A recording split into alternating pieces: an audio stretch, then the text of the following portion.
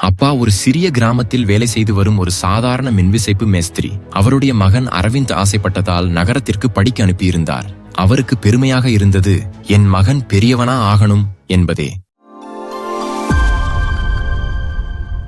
ஆனால் ஒரு மாதமாக அரவிந்த் அப்பாவை அழைக்கவே இல்லை.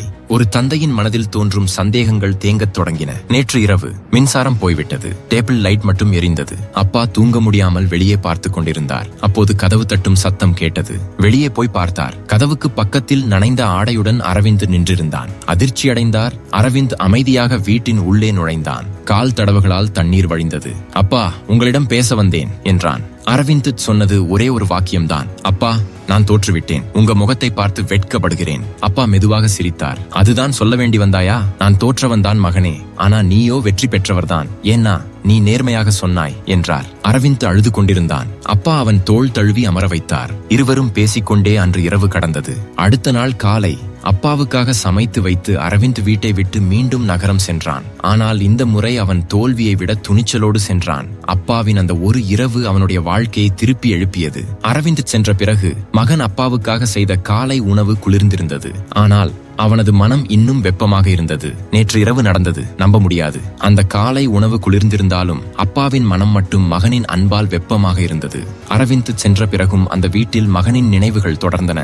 அரவிந்த் புறப்பட்டு சென்ற வழியில் அவர் தன் பையில் ஒரு சிறிய காகிதம் வைத்திருந்தார். அதில் அப்பாவின் கையெழுத்தில் ஒரு சிறிய குறிப்பு, நீ விரைவில் வெற்றி காண்பாய். நகரத்திற்கு அரவிந்த் சென்றடைந்தான். அந்த காகிதத்தை திறந்து பார்த்தான். அவன் கண்கள் கலங்கின.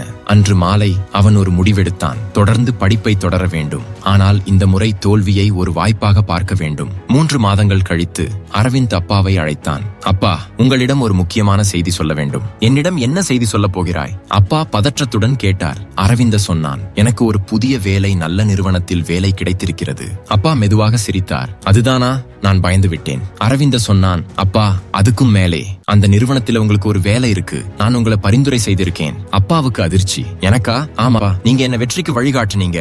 இப்போ என் வாழ்க்கையில் உங்களை சேர்த்துக்கலாம் என்று நினைத்தேன். அப்பா அழுது கொண்டே அன்று இரவு இருவரும் போனில் நீண்ட நேரம் பேசினார்கள். அப்பாவின் வாழ்க்கையில் முதல் முறையாக அவருக்கு நகரத்தில் வாழ்வதற்கு ஒரு வாய்ப்பு கிடைத்தது. அடுத்த வாரம் அப்பா நகரத்துக்கு வந்தார். அரவிந்த் அவரை நிறுவனத்திற்கு அழைத்துச் சென்றான். அந்த நாள் முழுவதும் அப்பாவுக்கு எதுவும் நம்ப முடியவில்லை. இது நேற்று இரவு நடந்தது, நம்ப முடியாது. கதை இங்கே முடிவது போல தெரிந்தாலும் உண்மையில் இது ஒரு புதிய தொடக்கம். அப்பாவும் மகனும் சேர்ந்து புதிய வாழ்க்கையை வாழத் தொடங்கினார்கள்.